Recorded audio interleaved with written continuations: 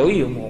అన్నయ్య, నీకు ఎంత పనున్నా ఒక్కరోజు భటుల్ని పంపించు, నువ్వు మాత్రం భోజనానికి నా ఇంటికి రా, ప్రేమతో నేను వండి పెడతానంది యమున. మన్నించి యమధర్మరాజు కార్తీక మాసంలో శుక్లపక్షంలో విధియ తిథి నాడు యమున ఇంటికి భోజనానికి వెళ్ళాడు. ఏం చెయ్యాలి అన్నయ్య వస్తే? పరమ ప్రేమతో చిన్నప్పుడు అన్నయ్య ఏం తినేవాడో, ఏదంటే ఇష్టమో ఆ మాటలు చెప్తూ, కబుర్లు చెప్తూ, ఇంకొంచెం తిననయ్యా, ఇంకొంచెం తిననయ్యా అంటూ అన్నయ్యకి ప్రేమగా వడ్డించింది. తిన్నాడు. ఏం కావాలమ్మా నీకు అని అడిగాడు. మరి దేవతా సంబంధం కదూ, వరం ఇవ్వాలి.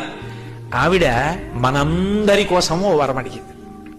అన్నయ్య, ఇది జ్ఞాపకం పెట్టుకుని ఈ తిథి నాడు ఏ అన్నయ్యని, ఏ తమ్ముణ్ణైనా సరే, ఏ అక్క అయినా, ఏ చెల్లైనా ఇంటికి పిలిచి అన్నం పెడితే ఆ అన్నం తిన్నందుకు ఆ అన్నకి కానీ తమ్ముడికి కానీ అపమృత్యు దోషం లేకుండా చెయ్యన్నయ్యా. తప్పకుండా ఇస్తానమ్మా అన్నాడు.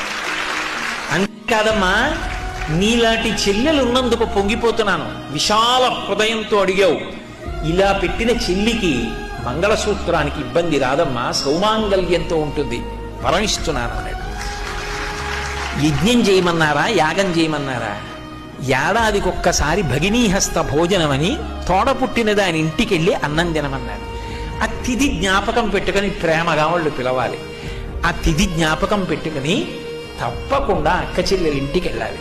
అది లేని నాడు మీరెంతమంది అండి అంటే, నాకు అక్క ఉంది, నాకు చెల్లుంది అని చెప్పుకుని మాత్రం ఉపయోగం ఏముంటుంది? ఒక్కసారి ఆ పిలుపు రావాలి, దానికోసమే వెళ్ళాలి, ఆ ప్రేమతోనే పెట్టాలి, ఆ ప్రేమతో తిని రావాలి. ఆ అనుబంధాలు మిగిలిన ప్రాణులకు లేవు.